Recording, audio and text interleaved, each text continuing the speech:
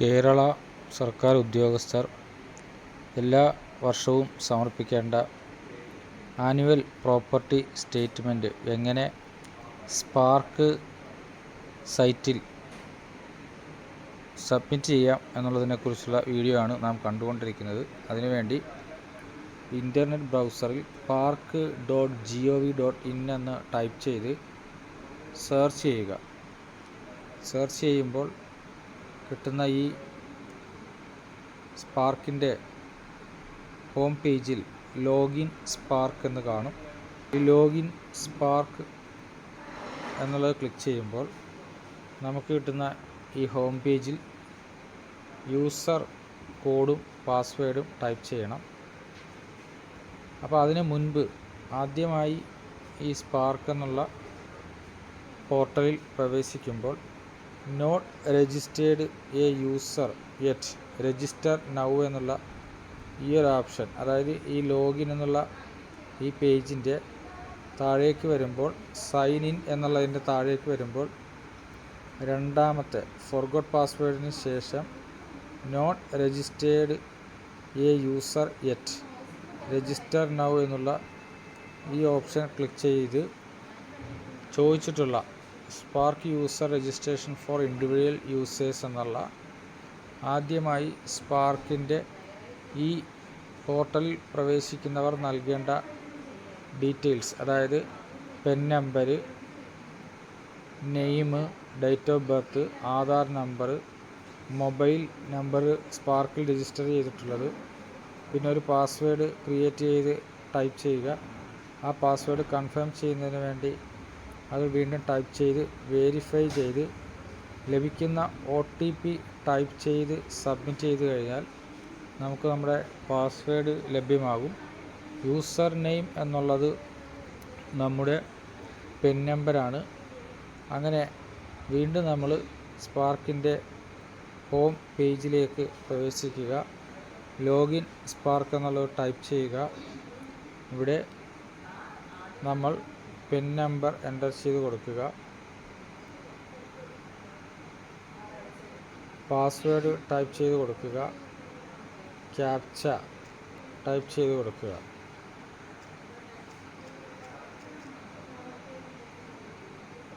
Sign in എന്നുള്ളത് click ചെയ്യുക. സ്പാർക്കിൻ്റെ ആ പോർട്ടലിലേക്ക് പ്രവേശിക്കുകയാണ്. സ്പാർക്കിൻ്റെ ഹോം പേജിൽ പ്രവേശിച്ചു കഴിഞ്ഞാൽ നമുക്ക് കിട്ടുന്ന ഈ ഹോം പേജിൻ്റെ ഏറ്റവും മുകളിൽ ഇടതുവശം അങ്ങേയറ്റത്തായിട്ട് കേരള സർക്കാരിൻ്റെ എംബ്ലം, രണ്ട് ആനകൾ നിൽക്കുന്നതിൻ്റെ താഴെ പ്രൊഫൈൽ അഡ്മിൻ എന്ന് നമുക്ക് കാണാം.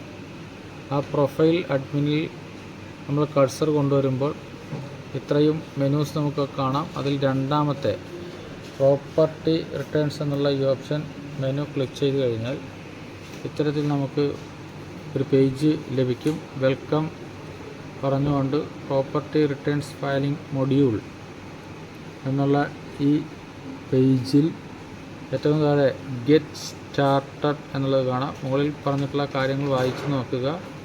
Step 1, step 2, step 3, step 4, get started. ഏറ്റവും താഴെ റെഡ് ബാക്ക്ഗ്രൗണ്ടിലുള്ള ഗെറ്റ് സ്റ്റാർട്ടഡ് ക്ലിക്ക് ചെയ്യുക. അപ്പോൾ നമുക്ക് ഈ പേജ് നമുക്ക് ലഭിക്കും. ഈ പേജിലാണ് നമ്മൾ ഡീറ്റെയിൽസ് എൻ്റർ ചെയ്ത് കൊടുക്കേണ്ടത്.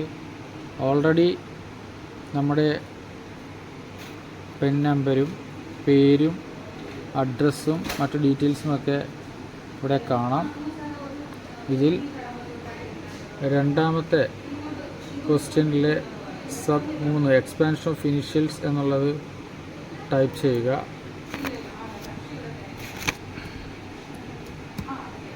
രണ്ടാമത്തെ പാർട്ടിലെ 8ാമത്തെ ആ ക്വസ്റ്റ്യൻ അപ്പോയിൻറ്റിംഗ് അതോറിറ്റി എന്നുള്ളത് എൻ്റർ ചെയ്ത് കൊടുക്കുക.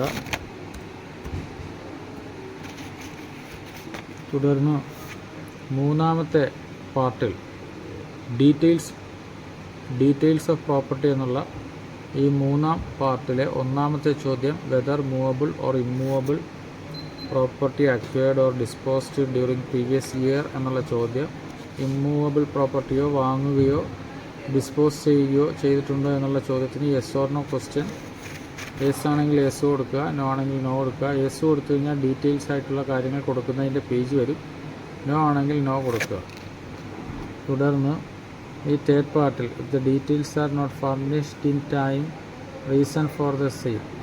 ഇനി എന്തെങ്കിലും അക്വയറി ചെയ്തിട്ട് അതിൻ്റെ ഡീറ്റെയിൽസ് സബ്മിറ്റ് ചെയ്തിട്ടില്ല എങ്കിൽ അതിൻ്റെ കാരണങ്ങൾ രേഖപ്പെടുത്താനുള്ള ഭാഗമാണ് താഴെ ഏറ്റവും താഴെയായിട്ട് പ്ലസ് സബ്മിഷൻ്റെ അവസാനം ഒരു സർട്ടിഫിക്കേഷൻ ഉണ്ട്. ഇവിടെ നമ്മൾ ടിക്ക് ചെയ്യുക, സെലക്ഷൻ കൊടുത്താൽ മതി. എന്നിട്ട് ഏറ്റവും താഴെയുള്ള ഈ കൺഫേം എന്നുള്ളത് ക്ലിക്ക് ചെയ്യുക. കൺഫേം ക്ലിക്ക് ചെയ്യുമ്പോൾ പാർട്ട് 1 സക്സസ്ഫുള്ളി ഫയൽഡ് എന്നുള്ള മെസ്സേജ് നമുക്ക് ലഭിക്കും. You may generate acknowledgement now എന്നുള്ളത് ഓക്കെ കൊടുത്തു കഴിഞ്ഞാൽ ഏറ്റവും മുകളിൽ part 1, part 2, part 3, part 4, part 5 generate അക്നോളജ്മെൻറ്റിൽ ലഭിക്കുന്നതിന് വേണ്ടി ഇവിടെ ക്ലിക്ക് ചെയ്താൽ PDF നമുക്ക് കിട്ടും. അതുപോലെ തന്നെ നാലാമത്തെ പ്രിവ്യൂ യുവർ റിട്ടേൺസ്, നമ്മൾ സമർപ്പിച്ചിട്ടുള്ള റിട്ടേൺ കാണണമെങ്കിൽ പ്രിവ്യൂ ക്ലിക്ക് ചെയ്യുക. അതുപോലെ തന്നെ പാർട്ട് 3, പാർട്ട് 2 എന്നൊക്കെയുള്ള ഓപ്ഷൻസ് ഉണ്ട്. ജനറേറ്റ് അക്നോളജ്മെൻറ്റ് ക്ലിക്ക് ചെയ്യുക.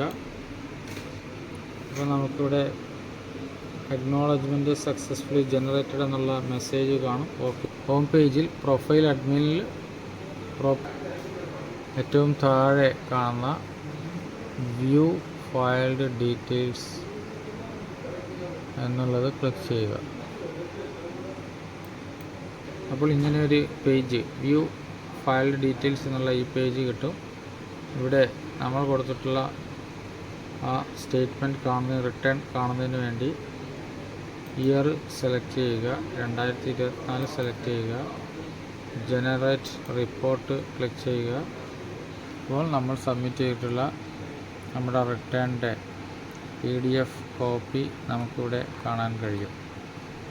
കോപ്പി എടുത്ത് നമുക്ക് ഓഫീസിൽ നൽകാൻ കഴിയും, അല്ലെങ്കിൽ നമ്മുടെ മെയിലുമായിട്ട് അറ്റാച്ച് ചെയ്ത് സൂക്ഷിക്കുകയും ചെയ്യാം. ഇത്തരത്തിൽ നമുക്ക് നമ്മുടെ പ്രോപ്പർട്ടി റിട്ടേൺ കഴിഞ്ഞ വർഷത്തെ സബ്മിറ്റ് ചെയ്യാൻ കഴിയും. ഓക്കെ.